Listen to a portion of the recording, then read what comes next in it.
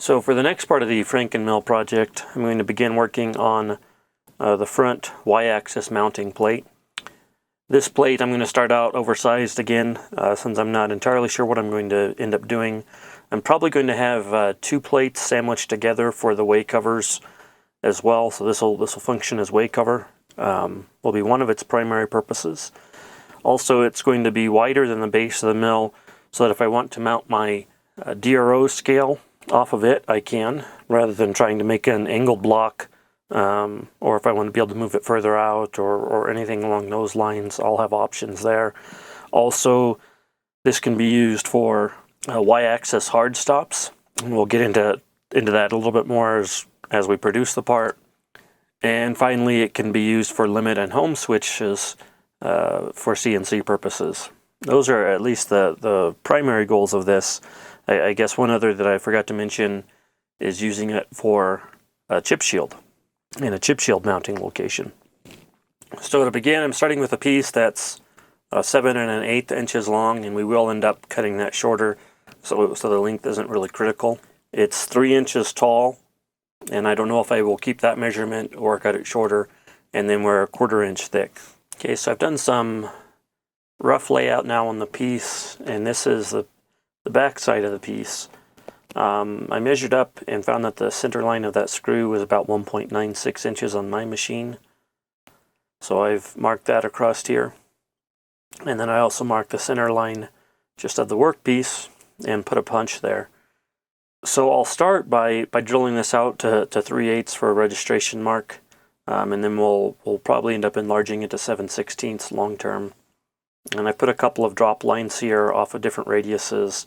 I simply traced the shape of the front of the bed onto the piece, and then I traced the motor housing as well, just roughly. If you wanted to measure it and then use a spring caliper or something along those lines, you could certainly do that.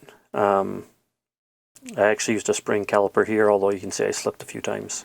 And I'm also going to mark and punch and drill several holes to a number 21 size for transfer holes to transfer these measurements to the bed of the mill.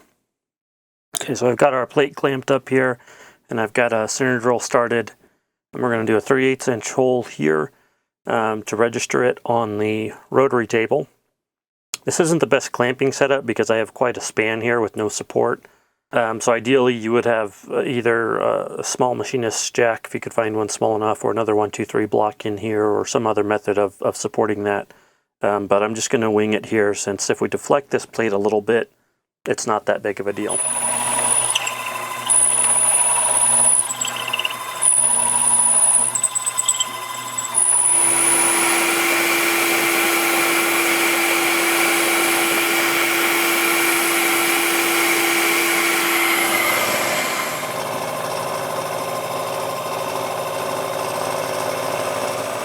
So I'm just milling out the center where I had a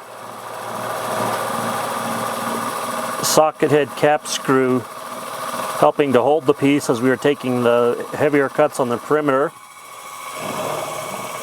Now I've just got a set screw sitting down in there to help keep the piece from moving, and then relying on the 2 screws on the outside edge for my downward clamping force and to prevent spinning.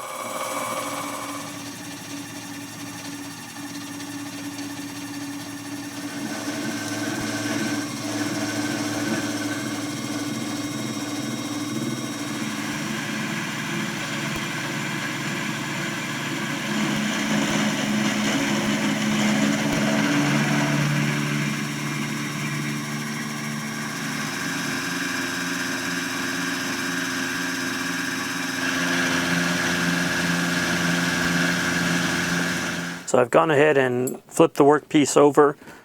We're working on the back side again, and I roughed out this slot to about 7/16. This is to clear the nut on the back of the lead screw. And you can see our step circle there on the inside. Now I'm making the part a little bit more complex than it probably needs to be, but I didn't want to have a very thin bridge up here at the top, as that'd be a point of weakness. It's not really going to matter on this piece since it's not going to be under a lot of stress, but I thought leaving this material in there would add a lot of strength and also make the part look a little bit nicer. So the next thing I need to do is take out a lot of material off of the face here to match the thickness I left at this point.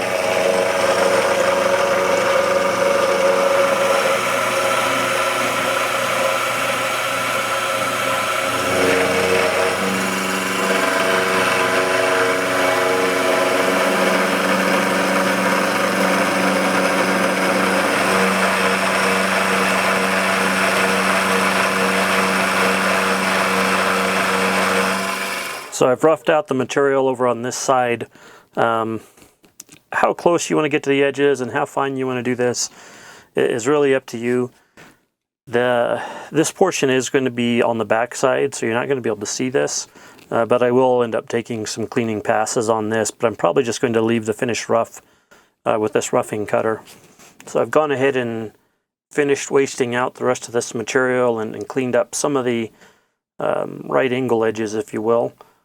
And I've made sure to leave enough space, even though I've got radiused corners, to clear everything. I'm going to have to come back in here and cut a through slot on this side to clear the gib, but I'm going to reposition and clean these up, and then this piece will be roughly finished. So here's the rough finished piece in place. It's quite rigid and solid. I'll probably, just for decorative purposes, maybe take an angle cut here on both sides, and then we'll end up long-term cutting off a lot of this on the top and probably making it narrower as well. But this will give me extra to work with in case I change my mind on the way I want to do things. We've got the pocket set on the front to go around the motor, and on the back side we've got it pocketed out to fit around the base of the mill. I will need to put a through hole over here to clear the gib so that the gib can come all the way forward.